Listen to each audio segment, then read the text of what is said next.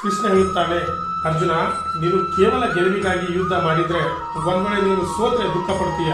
ಅದೇ ನೀ ಗೆಲುವು ಸೋಲು ಎನ್ನದೆ ಕೇವಲ ನಿನ್ನ ಕರ್ತವ್ಯಕ್ಕೋಸ್ಕರ ಯುದ್ಧ ಮಾಡಿದ್ರೆ ಅವಾಗ ಈ ಗೆಲುವು ನಿನ್ನನ್ನು ಹರ್ಷಗೊಳಿಸುವುದಿಲ್ಲ, ಸೋಲು ನಿನ್ನನ್ನು ದುಃಖಪಡಿಸುವುದಿಲ್ಲ. ಅದಕ್ಕಾಗಿ ಕೇವಲ ನಿನ್ನ ಕರ್ತವ್ಯಕ್ಕೋಸ್ಕರ ಯುದ್ಧ ಮಾಡು ಎನ್ನುತ್ತಾರೆ. ಇದನ್ನೇ ನಮ್ಮ ಜೀವನಕ್ಕೆ ಅಳವಡಿಸಿಕೊಂಡ್ರೆ ನಾವು ಪ್ರತಿನಿತ್ಯ ದುಃಖ ಪಡ್ತೀವಿ. ಅದು ನನಗೆ ಸಿಗ್ಲಿಲ್ಲ, ಇದು ನನಗೆ ಸಿಗ್ಲಿಲ್ಲ, ನಾನು ಅಷ್ಟು ಆಸೆ ಪಡ್ಕೊಂಡಿದ್ದೆ ಆದ್ರೆ ಅದು ನನಗೆ ಸಿಗ್ಲೇ ಇಲ್ಲ, ನಾನು ಅಷ್ಟು ಕಷ್ಟಪಟ್ಟು ಅದ್ರ ಬಗ್ಗೆ ಕನಸ್ಕೊಂಡಿದ್ದೆ ಆದ್ರೆ ಅದು ನನಗೆ ಸಿಗ್ಲೇ ಇಲ್ಲ.